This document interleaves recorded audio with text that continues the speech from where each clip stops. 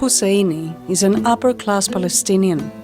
In 1948, she establishes a school in Jerusalem to shelter Palestinian girls whose parents have been killed in the conflict raging across the land. Hind is one of the 4 women showcased in this story. Miral, how nice to see you. Don't worry about her.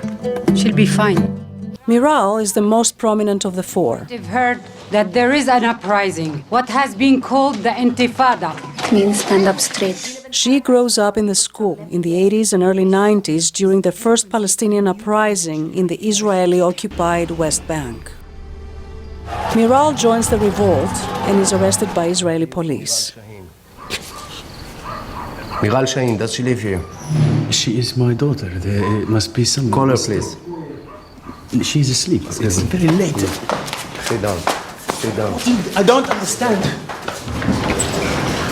Ana Miral Shaheen. She's taken away and tortured. The story is based on a semi-autobiographical novel by Rula Jebreal, who also wrote the screenplay.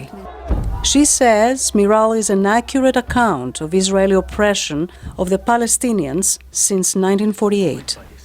It's not that it happened and it's over. It's still happening till today. Miral is not me anymore because I left and I built a life, but it's the many girls that are still there and they're still going through the same violence, the same oppression, the same racism. And you know, if I had a moment of hope, it was the peace agreement. That hope was killed, broken. Israel's government has not commented on the movie, but it opposed the decision to hold the premiere at the United Nations General Assembly. So did the American Jewish Committee, a major pro-Israel group. Kenneth Bandler, communications director at the AJC, told VOA that the film is one-sided, but that's not the major objection. It's one-sided, which Julian Schnabel himself acknowledges it is a one-sided film.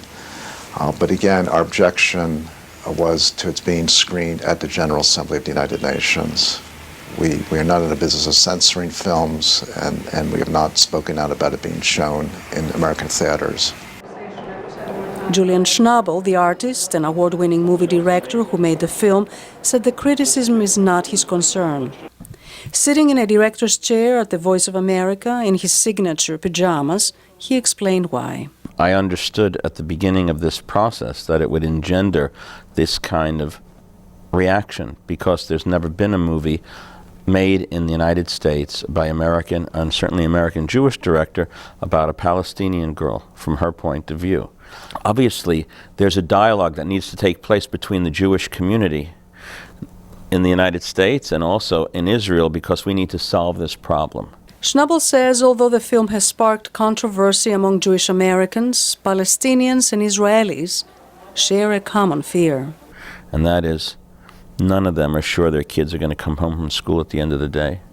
Whether it's a terrorist that's going to blow some people up, or whether it's a stray bullet that's going to hit a kid from a scared soldier in the occupied territories.